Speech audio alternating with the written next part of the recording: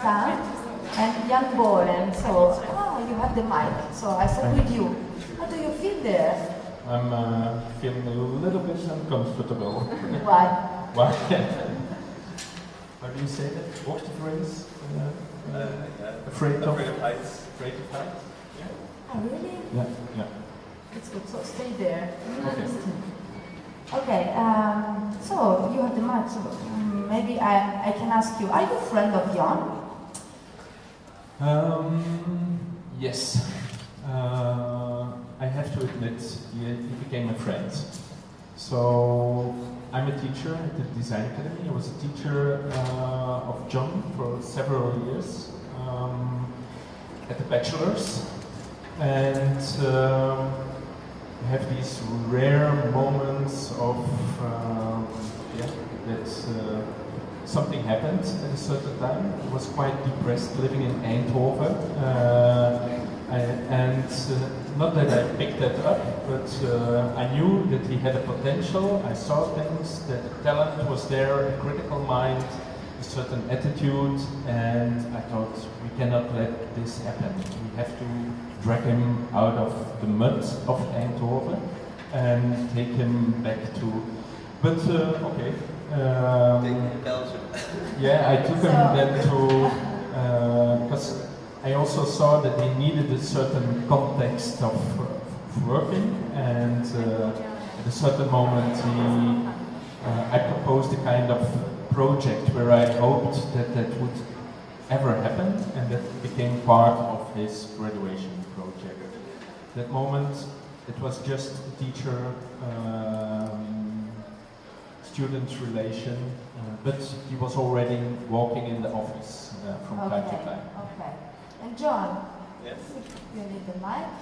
So, why did you decide to go to Netherlands and study there from Canada?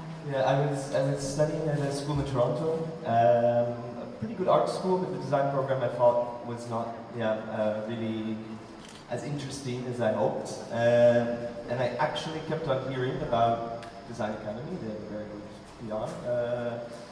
So I kept on hearing nice projects, nice designers, and they always had this sort of Eindhoven connection. So I actually decided I'm going to go here, first as exchange, and then I found out it wasn't part of the exchange program, so I said fine, I'm just going to go. I got on a plane, went to Eindhoven, got into the school, and then the second day I realized where I was, and it was a bit of a shock. But I picked the school for the name, but then I stayed at the school for the mentors. So, and I think that's actually what happens with a lot of students, that you really stay because of the mentors. So, yeah.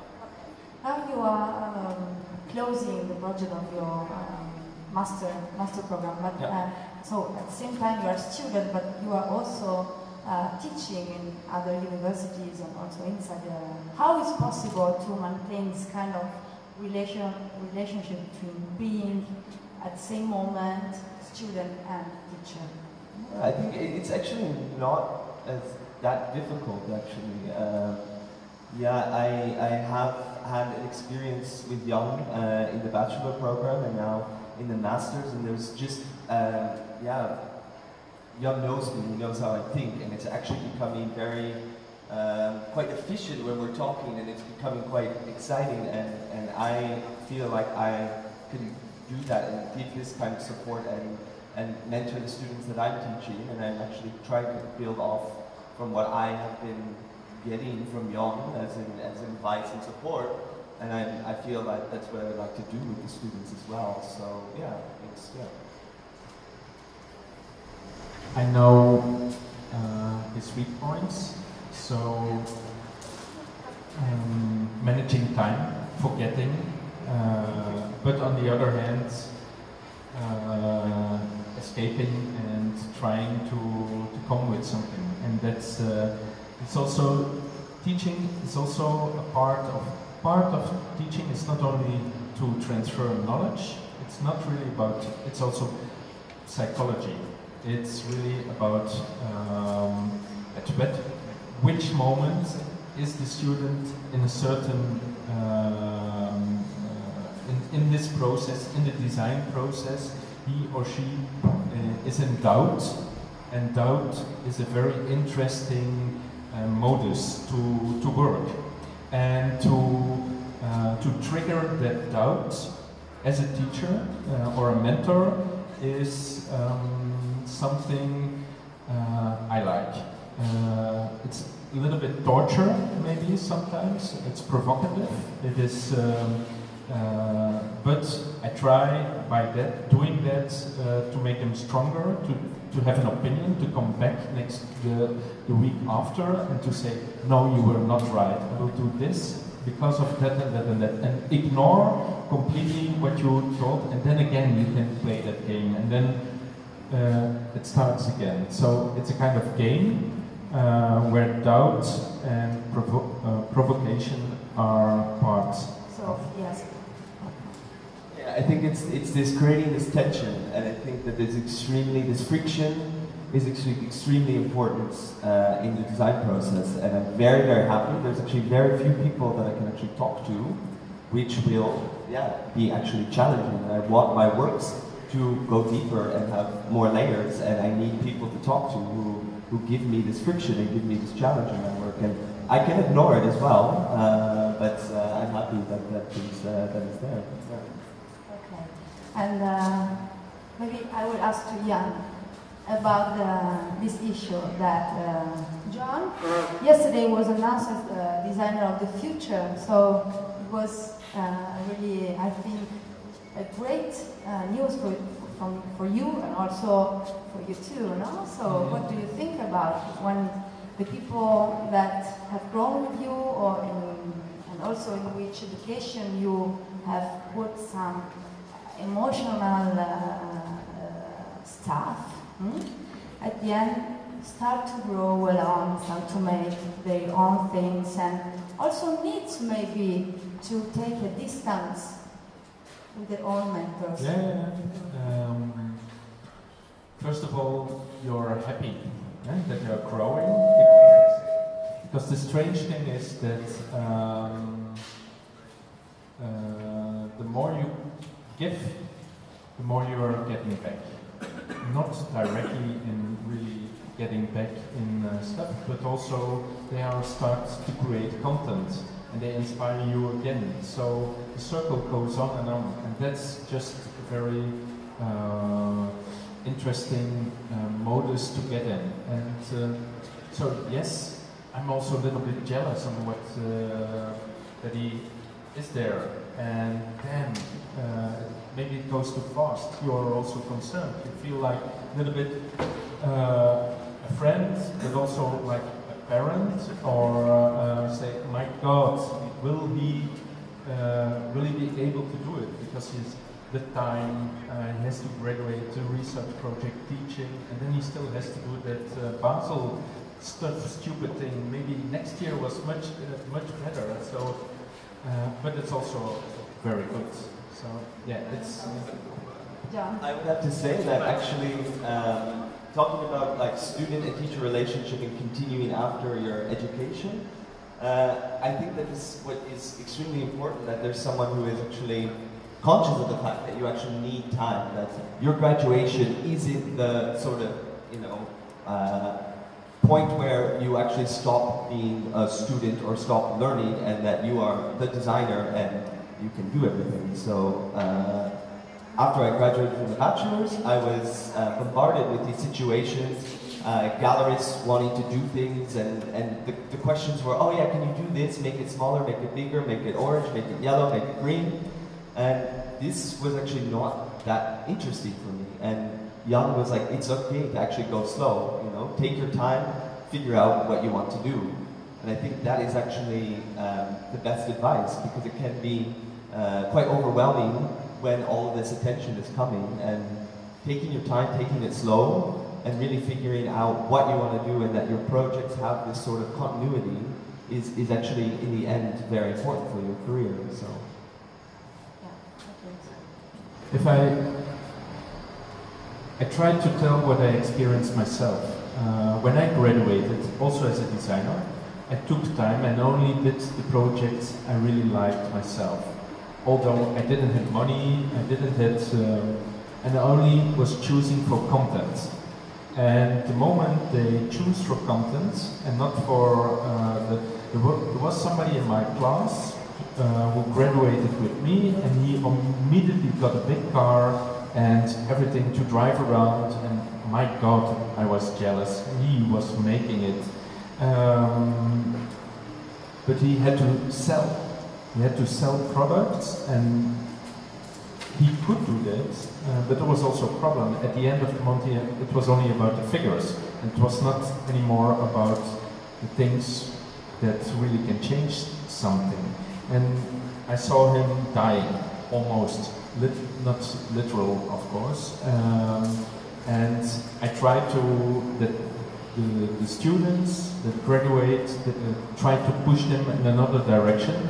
Not that they don't have to sell, they can sell, and they have to sell and earn money and so on, but that they take first the content, because that is sustainable. And yes. Yeah. And so when you teach with your students that then become also friends and so on, maybe one of the things that is coming out now is that the way of which that you used to teach is maybe related with a very personal experience, and that is related with how I did and what they can do now today. So maybe the question is, there is any relation between what you did and the way you are teaching or passing some information or tips to them? I don't give them tips. No, okay. I just ask questions. Why are you doing this? What are you doing? I don't understand it. How will you do it? It's not possible. I try to challenge them. And so it's not really, the moment they formulate the tips for themselves, they are, it's much stronger. I won't tell what they have to do. They have to do what they think they have to do. It's their choice. It's their design. It's their life. It's, yeah.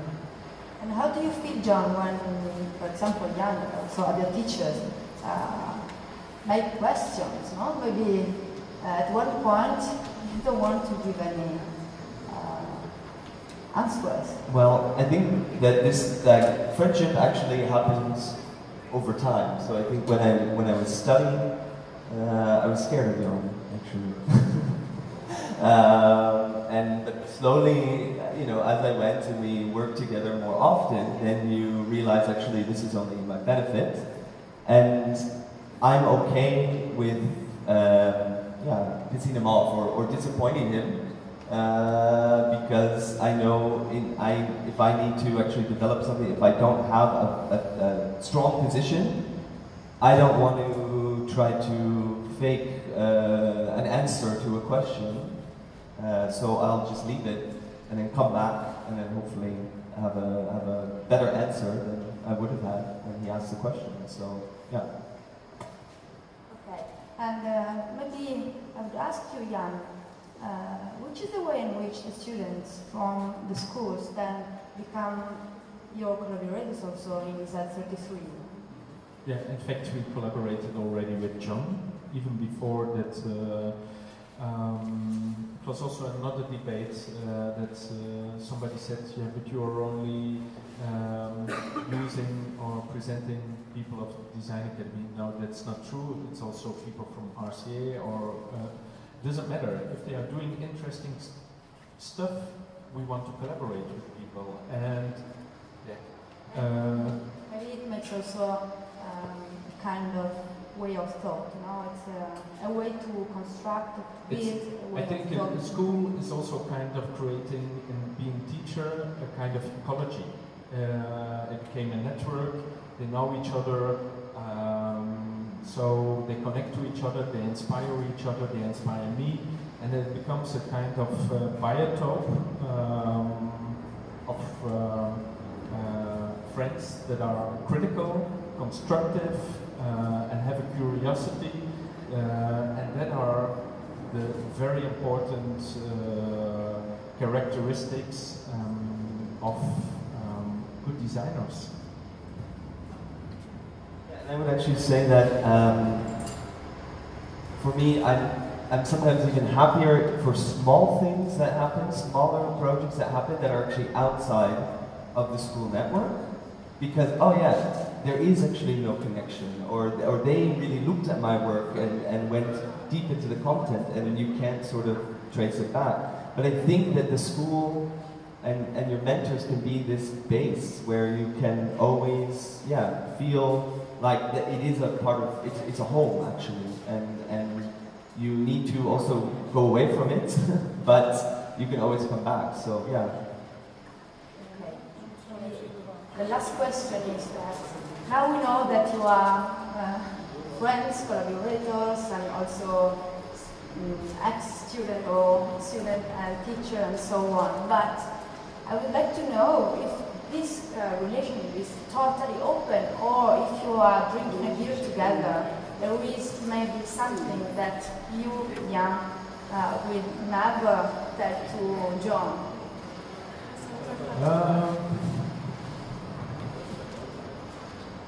Probably, but we can go very drunk together the whole night long. It happened several times. We forgot there were black holes of these nights. We won't tell that to anybody. But I want to say something else. It's not only student-mentor, it's also between mentors. It's also, for instance, Aldo Bakker, Gijs Bakker, people that are around and that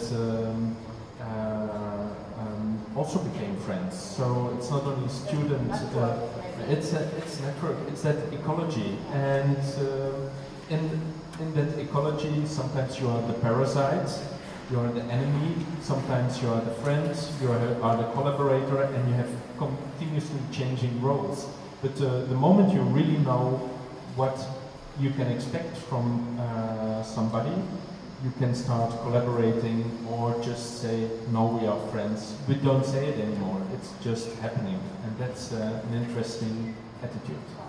So, I was just going to add that there have been a few moments where things had to be said, like to preface a statement saying, I'm saying this as a friend, or I'm saying this, you know, as